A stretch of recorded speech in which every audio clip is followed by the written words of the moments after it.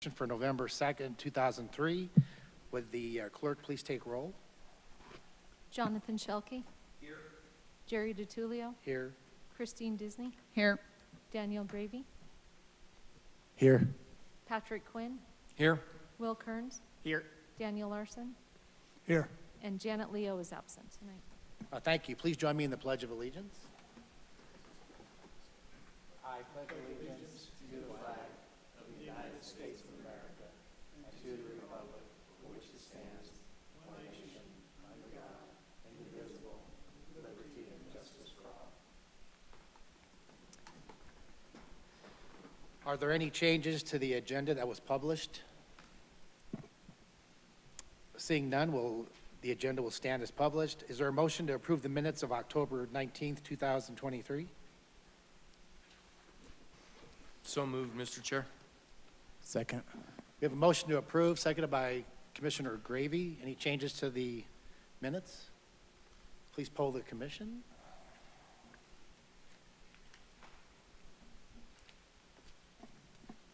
Sorry if everybody can push. Oh, Christine, can you push yellow?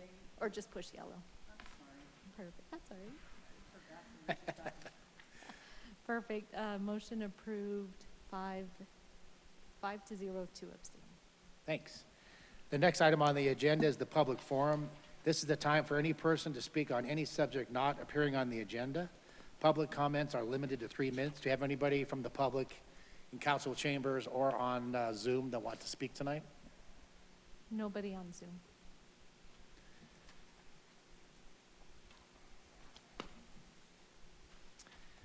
Before we have the public hearings, I'd like to swear everybody in, so please stand and raise your right hand. If you're going to speak tonight on item 7A, do you swear to tell the truth in this matter, the whole matter, nothing but the matter? Thank you. Item 7A is District 3, I believe. Commissioner Quinn? Thank you, Mr. Chair. I'd like to introduce into, I am not very prepared right this second. I know I caught myself off guard. Yeah.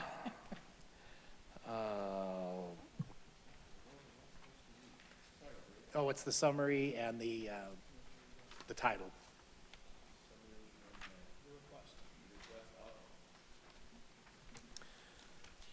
The request, Mr. Chair, Batcave LLC as owner of the South Parcels and a representative for RX Pharmacies Plus Incorporated, owner of the North Parcel, is requesting approval of a zone change from neighborhood commercial and restricted commercial to mixed use neighborhood MU-N. The zone change will result in one zoning across both parcels, will remove continuation of the MUN zoning from the east and reflect the transitional nature of this location in the character of the Wadsworth corridor. The applicant is proposing to rezone the properties to allow more flexibility and use of the land. Redevelopment is not proposed at this time. And would you mind reading the case number and that summary? Right here. Oh, I'm on the yellow one. Okay, wow, I messed up. I'm sorry, I blew That's it. okay. Case number WZ2308, an application filed by Batcave LLC for approval of a zone change from restricted commercial and neighborhood commercial to mixed-use neighborhood on properties located at 3650 and 3660 Wadsworth Boulevard. Thank you. We'll move on to the staff presentation. Welcome. Thank you. Good evening. My name is Elena Olivas-Loera, and I'm a planner with the City of Wheat Ridge Community Development Department. I'm presenting case number WZ2308, which is a request for approval of a zone change from restricted commercial and neighborhood commercial to mixed-use neighborhood at 3650 and 3660 Wadsworth Boulevard. I would like to enter into the public record the contents of the case file, the zoning ordinance, the comprehensive plan, and this digital presentation. The property is within the City of Wheat Ridge. All appropriate notification and posting requirements have been met, and therefore Planning Commission has jurisdiction to hear this case. The subject properties are outlined in red.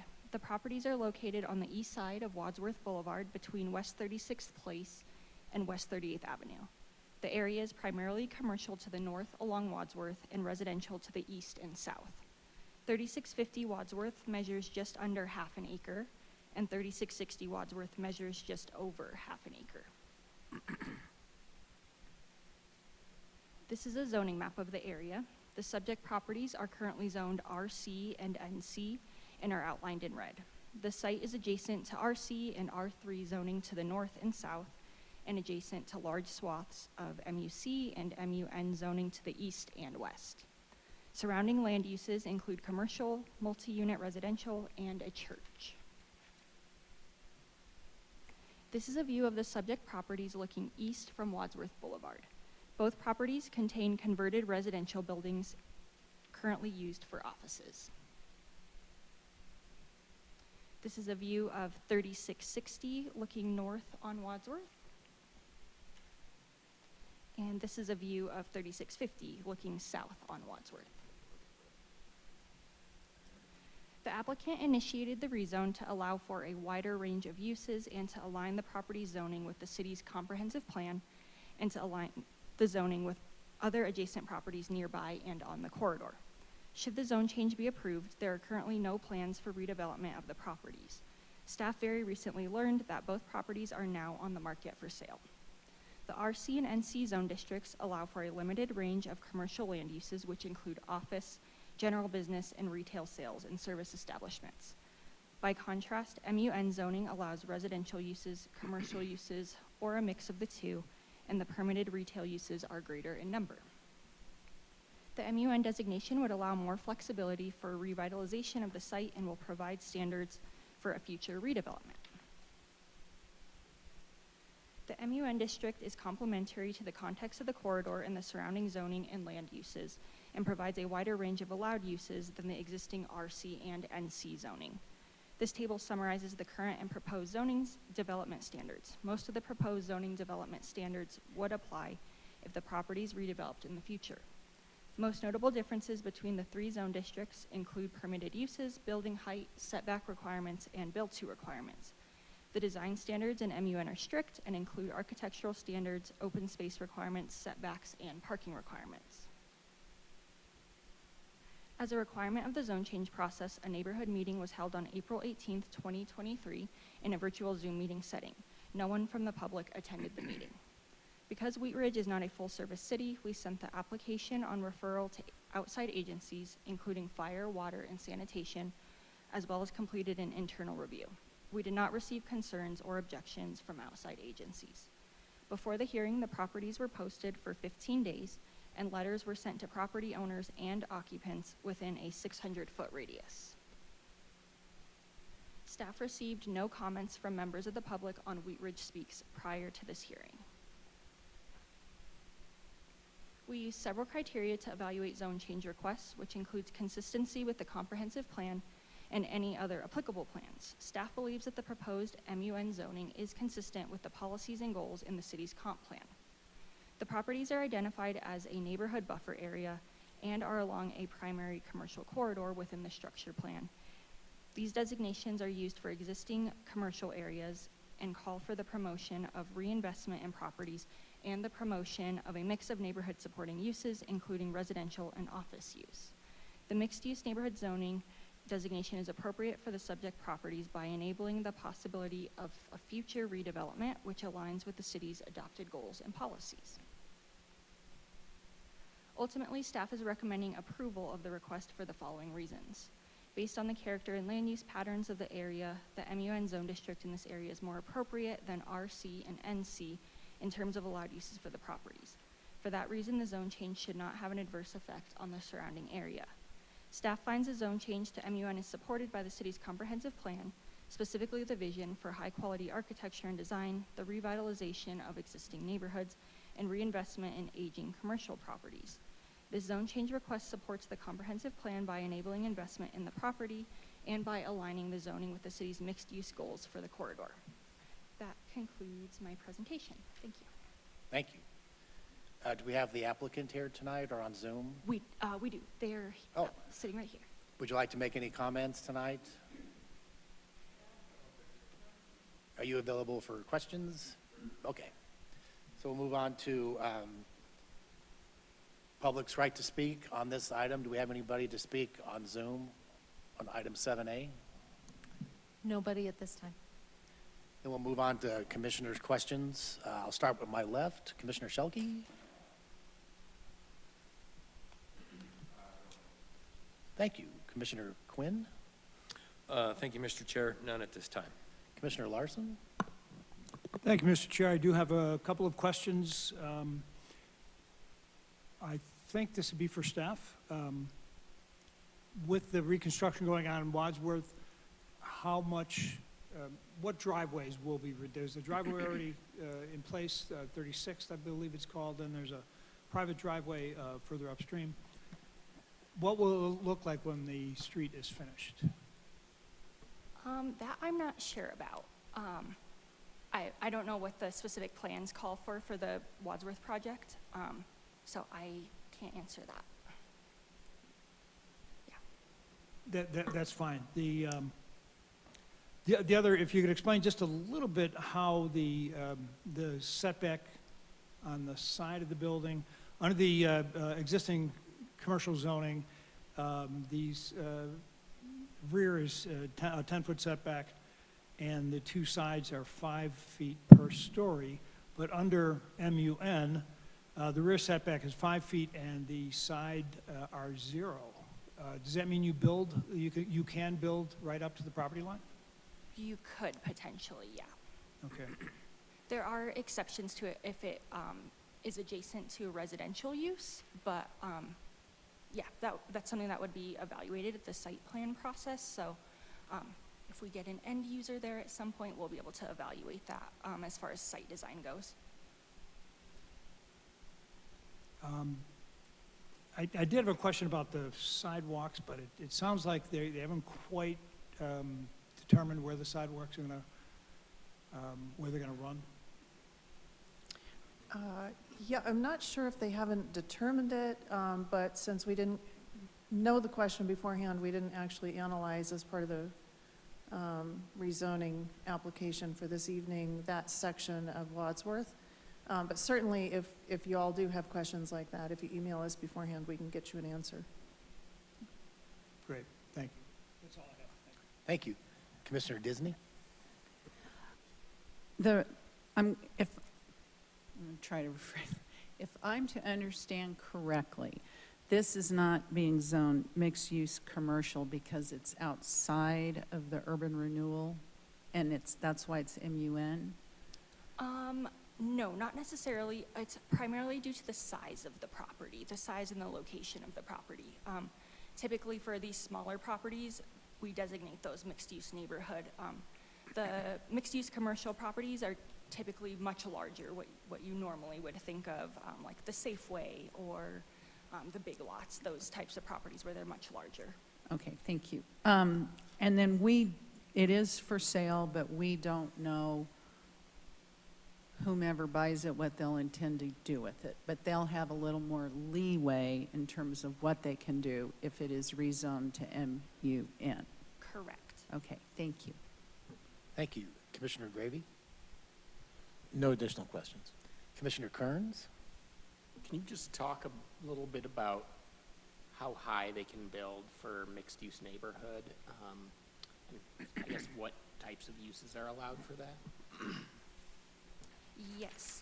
So for height maximums in the mixed-use zone district, if it doesn't matter what is there, if it's a mixed-use building, if it contains any residential, it's limited to the city's charter at 35 feet in height. And if it's purely commercial uses, it could potentially go up to 50 feet in height. Okay.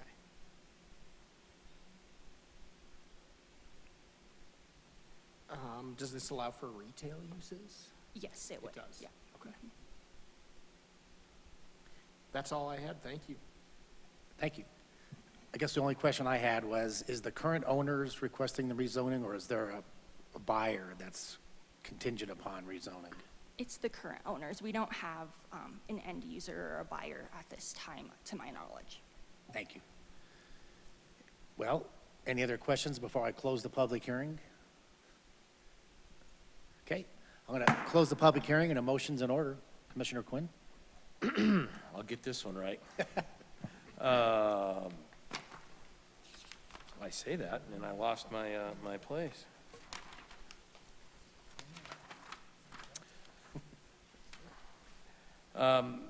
Thank you, Mr. Chair. I move to recommend approval of case number WZ 23-08, a request for approval of a zone change from neighborhood commercial NC and restricted commercial RC to mixed-use neighborhood MU-N for properties located at 3650 and 3660 Wadsworth Boulevard for the following reasons. The proposed zone change will promote the public health, safety, and welfare of the community and does not result in an adverse effect on the surrounding area. Utility infrastructure adequately serves the property. The proposed zone change is consistent with the goals and objectives of the city's comprehensive plan and consistent with the charter of Wadsworth Boulevard, or excuse me, the character of Wadsworth Boulevard. The zone change will provide additional opportunity for reinvestment in the area. The criteria used to evaluate a zone change supports this request. Is there a second? Second. We have a motion for approval that was seconded by Commissioner Kearns. Any comments before we poll the commission? Please poll the commission. Motion carries 7-0. I think that was the fastest rezoning since 1907. Thank you. Congratulations. We'll move on to item 8, which is old business. Do we have any old business? Isn't everything new business nowadays? We'll move on to new business.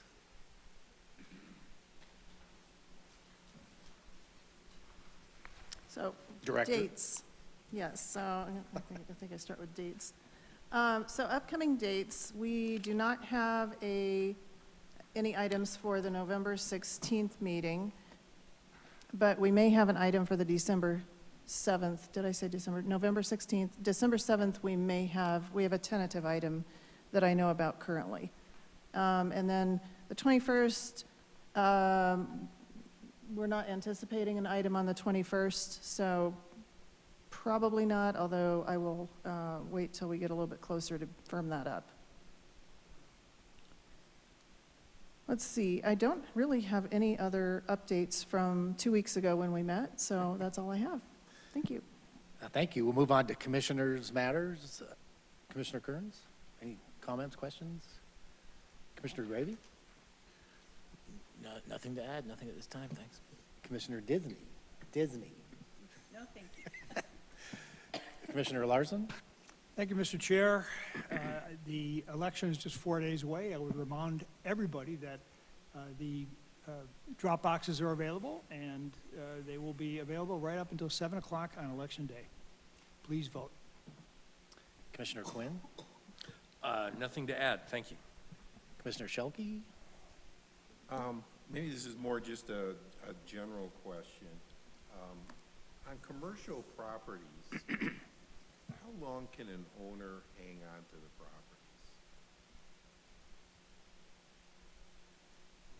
In what context? Well, a context, let's say the property is vacant, nothing's been in it for years. Can it just go on forever like that? The property owner has the right to have a vacant building as long as they are upkeeping, things and paying taxes on it, I would assume. But if it becomes a code enforcement issue, then of course we would involve code enforcement. But So unless it becomes a code enforcement issue, it just kind of go on forever. well, even so, it's, it depends on what the issue is. If it's, weeds or something like that. But yeah, I mean, you would be entitled to. Are you asking if the city can force an owner to do something Yeah, with a vacant property? right. No, not generally. As long as they're paying their taxes and all those kind of things. Yeah. Okay. Yeah. I mean, yeah, if, I don't know if you have a property in mind, but certainly you can give me a call anytime. Okay. Okay? Well, speaking of taxes, property taxes, the Tabor checks went out from Jefferson County, and those checks are based on how much you paid in property taxes in Jeffco. It's nothing to do with the state or properties in HH. Those are property tax refund checks. And the question has been come up a couple of times is, why is there only one name on the check? And it's usually a male name on the check. And so some folks think that somehow there's a conspiracy out there sometimes to pick the male over the female. Well, what it is that when you close on your property, the title companies have listed the male first in a lot of cases, then the female, so we just pull the first name off of the title because the check only allows one name on the check. So in a lot of cases, especially in older generations, the man's name was on the title first. So if you want that changed, you can come in and file a quit claim deed and put your name first if you're female, and then it'll come in your name on the check. But on the property tax bills, that's a letter from the treasurer, and that is 2 names max. So you could see both your names on the property tax bill, but you'll never see your name twice or 2 names on the checks. When the checks are printed by the bank we use, they just pull the first name that we give them off the deed. So what we've been recommending to, and especially if one of that name on the deed has deceased, it's best to always get that cleared up at the county, bring a death certificate in and get that changed so that your name is first on the deed. And then like Commissioner Larson mentioned, please vote. As of yesterday, Jefferson County only had a 16% return rate on ballots. I'm sure a lot of people will vote this weekend, but it's too late to mail it. And like was mentioned, there's a lot of ballot boxes all in Wheat Ridge, Arvada, Lakewood, that you can drop your ballots off. So that's what update everybody on. So is there a motion to adjourn? So moved. Is there a second? Second. Oh, We have a motion to adjourn, second by Commissioner Disney. Please poll the commission. Motion approved, 7-0.